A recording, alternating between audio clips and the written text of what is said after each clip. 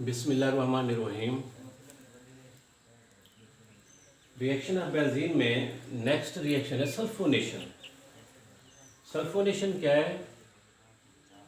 Substitution of hydrogen of benzene by sulphonic acid group. ये जो सल्फानिक acid group है वो है SO3H। सल्फानिक एसिड ग्रुप क्या है? SO3H। Substitution of hydrogen of benzene by the sulphonic acid group, these are sulphonation. यानी benzene में से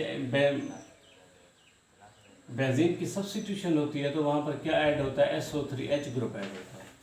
बेंजीन में से हाइड्रोजन निकलता है, उसकी जगह पर क्या आता है? SO3H ग्रुप होता है। This is called sulphonation. तो सल्फोनेशन की तारीफ क्या होगी? The substitution of hydrogen of benzene by the sulphonic acid group, these are the sulphonation. यानी बेंजीन में कौन सा ग्रुप ऐड होता है? SO3H ग्रुप ऐड होता है। बेंजीन के साथ कंसंट्रेटेड सल्फ्यूरिक एसिड मिलता है तो ये क्या बनता है? बेंजीन सल्फानिक एसिड, और इसके साथ वाटर का मॉलिक्यूल बनता है। इधर से जो हाइड्रोजन है निकलेगा, इधर जो OH है इसके साथ मिलेगा तो ये क्या बन जाएगा? वाटर का मॉलिक्यूल बन जाएगा। बेंजीन के साथ जो SO3 है, अब असल में जो इलेक्ट्रोफाइल है वो SO3 है। यानी बेंजीन जब SO3 के ऊपर अटैक करता है तो ये क्या बनता है? SO3H। अब यहाँ से जो हाइड्रोजन है, हाइड्रोजन कहाँ से है? बेंजीन में से है। हाइड्रोजन कहाँ से है? बेंजीन में से है। तो इसका मैकेनिज्म ये है कि दो सल्फ्यूरिक एसिड का मॉलिक्यूल लेते हैं। पहले एक सल्फ्यूरिक एसिड का मॉलिक्यूल है, जब ये डिकम्पोज होता है H2SO4 तो ये क्या बनता है? हाइड्रोजन आइन, और इसके साथ क्या बनता है? हाइड्रोजन सल्फेट बनता है। जो दूसरा सल्फ्यूरिक एसिड का मॉलिक्यूल है हम उसकी स्ट्रक्चर लिखेंगे, S डबल बॉन्ड OH, इसके साथ भी OH। अब ये जो ऑक्सीजन है इसके ऊपर, जैसे वाटर में दो लोन पेयर होते हैं, इसी तरीके से सल्फ्यूरिक एसिड में जो ऑक्सीजन है उसके ऊपर भी दो लोन पेयर मौजूद है। इसके साथ हाइड्रोजन आइन है। अब ये ऑक्सीजन डोनर है, ये हाइड्रोजन आइन क्या है? एक्सेप्टर है। इसके दरमियान में कोऑर्डिनेट कोवेलेंट बॉन्ड पैदा होता है। अब ये जो ऑक्सीजन और ये जो हाइड्रोजन है इसके दरमियान में क्या हुआ है? कोऑर्डिनेट कोवेलेंट बॉन्ड पैदा हुआ है। तो इनकी डिकम्पोजिशन ये होगी।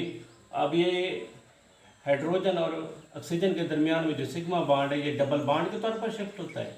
इधर से हाइड्रोजन निकलेगा। सल्फर और ऑक्सीजन के दरमियान में जो बॉन्ड है ये सल्फर के ऊपर शिफ्ट होता है, सॉरी ये ऑक्सीजन के ऊपर शिफ्ट होता है, सल्फर के ऊपर नहीं। वजह क्या है कि सल्फर और ऑक्सीजन के दरमियान वाला जो बॉन्ड है ऑक्सीजन के ऊपर क्यों शिफ्ट होता है? इसकी रीज़न ये है कि ऑक्सीजन की बरकी मनफियत वैल्यू ज़्यादा है। दूसरी रीज़न ये है कि जो ऑक्सीजन के ऊपर इलेक्ट्रॉन की डेफिशिएंसी ज़्यादा हो गई, ऑक्सीजन के ऊपर क्या आ गया? प्लस चार्ज आ गया। अब ये बॉन्ड ऑक्सीजन के ऊपर ट्रांसफर होता है, हाइड्रोजन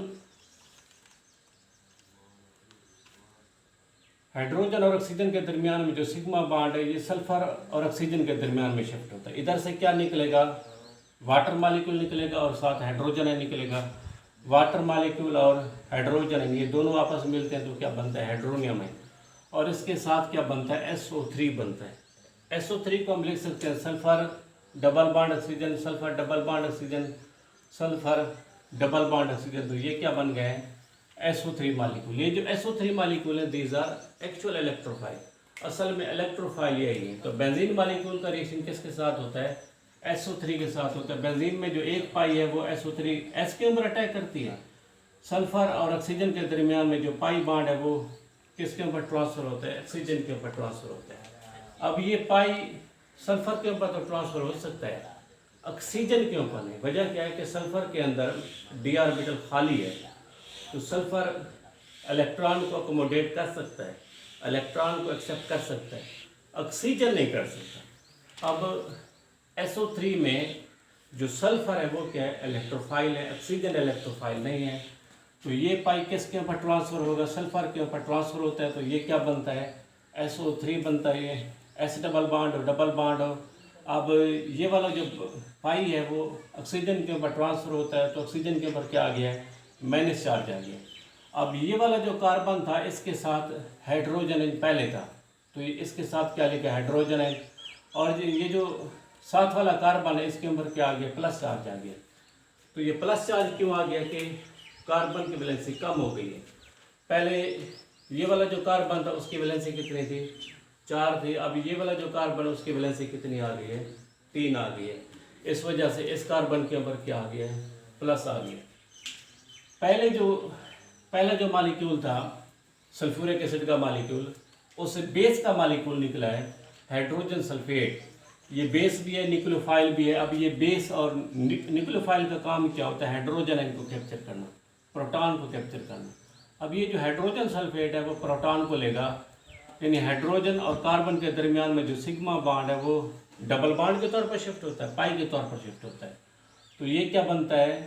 पहले यहाँ पर क्या था, ये वाला जो कार्बन था उसके ऊपर प्लस चार्ज था, अब इसके ऊपर पाई आ गया है, तो ये जो प्लस चार्ज होगा वो क्या हो जाएगा? ख़त्म हो जाएगा। यहाँ पर प्लस चार्ज क्यों ख़त्म हुआ है? क्योंकि अब इस कार्बन की वजह से कितनी हो गई? 4 हो गई है। तो साथ हमने क्या लिखा है? एस डबल बॉन्ड हो, ऑक्सीजन के ऊपर माइनस चार्ज है। इसके अंदर जो हाइड्रोनियम आयन बनाता है, हाइड्रोनियम आयन किसका मजमुआ होता है? हाइड्रोजन आयन और वाटर का मजमुआ होता है। ऑक्सीजन के ऊपर जो माइनस चार्ज है ये न्यूक्लियोफाइल है। अब ये जो हाइड्रोजन आयन है दीज आर इलेक्ट्रोफाइल। अब ऑक्सीजन के ऊपर जो माइनस चार्ज है ये किसके ऊपर ट्रांसफर होता है? इस हाइड्रोजन आयन के ऊपर ट्रांसफर होता है। तो ये क्या बनते हैं? बेंजीन, और इसके साथ क्या बनेगा? SO3H बन जाएगा। यानी बेंजीन सल्फोनिक एसिड बने और इसके साथ क्या बना है? वाटर का मालिक्यूल बना। यानी पहला जो सल्फ्यूरिक एसिड का मालिक्यूल है उसमें हाइड्रोजन सल्फेट और हाइड्रोजन आयन ये दोनों इस्तेमाल हुए हैं। लास्ट में सल्फ्यूरिक एसिड क्या हो गया है? पैदा हो गया। तो जो पहला सल्फ्यूरिक एसिड का मालिक्यूल था वो एज ए कैटलिस्ट काम करता है। पहला जो सल्फ्यूरिक एसिड का मालिक्यूल था वो एज ए कैटलिस्ट काम करता है। पहले इस्तेमाल हो जाता है, बाद में ये पैदा हो जाता है। जो दूसरा सल्फ्यूरिक एसिड का मालिक्यूल था उससे क्या पैदा हुआ है? SO3।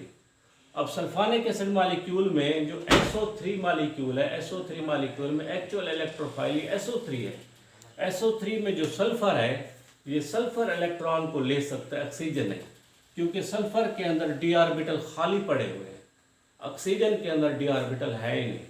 तो SO3 में जो सल्फर है दीज आर इलेक्ट्रोफाइल। तो ये पाई किसके ऊपर शिफ्ट हुआ है? सल्फर के ऊपर तो शिफ्ट हो सकता है, ऑक्सीजन के ऊपर नहीं। तो सल्फोनेशन का प्रोसेस क्या हुआ? The substitution of hydrogen of benzene by the sulphonic acid group.